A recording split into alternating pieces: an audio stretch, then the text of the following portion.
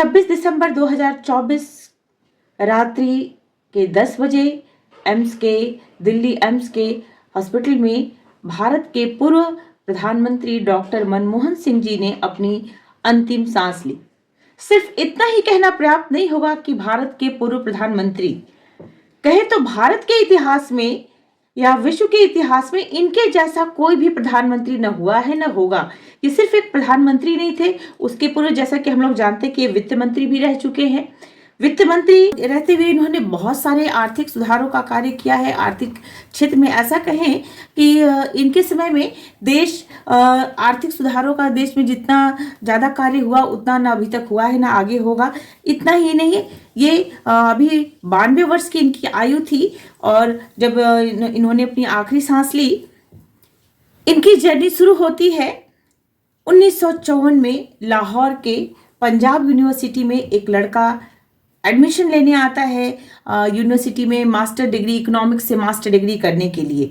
और तब शायद किसी को नहीं पता था कि ये जो लाहौर के पंजाब यूनिवर्सिटी में ये जो लड़का पढ़ने के लिए आया है, बाकी सामान्य बच्चों की तरह ये भी कॉलेज में ये इकोनॉमिक्स में मास्टर्स करने आए थे। 1954 में इन्होंने वहां से पंजाब यूनिवर्सिटी से मास्टर्स किया और उसी यूनिवर्सिटी में 1957 में ये लेक्चरर बने और उसके बाद 1963 में प्रोफेसर। उसी यूनिवर्सिटी में छात्र रहे, लेक्चर बने, प्रोफेसर बने और उसके बाद देखते ही देखते ये रिजर्व बैंक के गवर्नर भी रहे, वित्त मंत्री भी बने और फिर देश के प्रधानमंत्री भी। ये पंजाब यूनिवर्सिटी के लिए बहुत ही गौरव की बात रही कि उनके कॉलेज का छात्र वित्त मंत्री के पद पे, रिजर्व बैंक के गवर्नर के पद पे और प्रधानमंत्री के पद पे, और एक बार नहीं 2 बार ये भारत के प्रधानमंत्री चुने। लगभग 10 वर्षों तक इन्होंने ये भारत के प्रधानमंत्री रहे। अगर देखा जाए भारत का अभी तक पंडित जवाहरलाल नेहरू से लेकर अभी प्रधानमंत्री नरेंद्र मोदी जी तक देखा जाए तो अभी तक कोई भी प्रधानमंत्री इतना शिक्षित, इतना योग्य नहीं रहा। हमारे माननीय मोदी जी का भी बहुत ज़्यादा उनका मार्केट वैल्यू है, या कहें कि वो बहुत उत्कृष्ट कार्य कर रहे हैं। लेकिन अगर हम लोग देखा जाए, शिक्षित होने की बात देखी जाए तो डॉक्टर मनमोहन सिंह जैसा आज तक कोई भी प्रधानमंत्री इतना योग्य शिक्षक और जिनको अर्थशास्त्र का इतना अच्छा ज्ञान हो, इन्हें कहें तो अर्थशास्त्र के इनको जनक के रूप में जाना जा सकता है कि इनके ये समय में कितना ज़्यादा इकोनॉमिकल ग्रोथ हुआ देश का और बहुत सारी योजनाएं ये लेकर आए। इनके समय में देश की इकोनॉमी या अंतर्राष्ट्रीय व्यापार ने देश की काफ़ी ऊंचाइयों को छुआ। इतना ही नहीं, इनको 1987 में भारत सरकार द्वारा पद्म विभूषण से सम्मानित किया गया और 1997 में लोकमान्य तिलक अवार्ड मिला।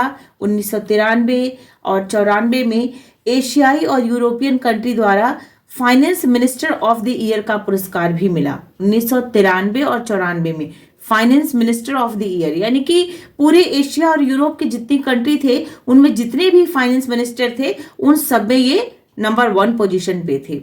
तो अब और क्या कहें, अगर ऐसा भूतपूर्व प्रधानमंत्री या नेता कहें, अगर ऐसे व्यक्ति की क्षति होती है तो ये वाकई में हमारे देश के लिए बहुत बड़ी क्षति है।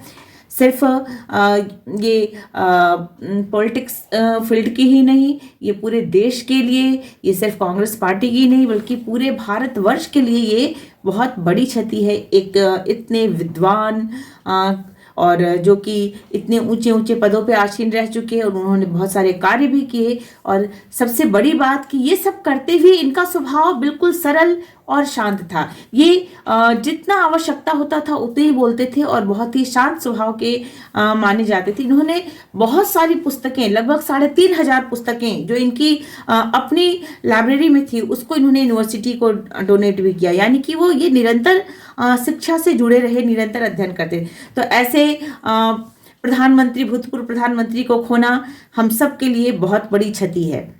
तो मैं यही कहना चाहूंगी कि ईश्वर इनकी आत्मा को शांति दे, और जो हम सब ने खोया है वो तो फिर वापस मिल नहीं सकता, लेकिन ईश्वर दिवंगत आत्मा को अपने चरणों में स्थान दे और शांति दे।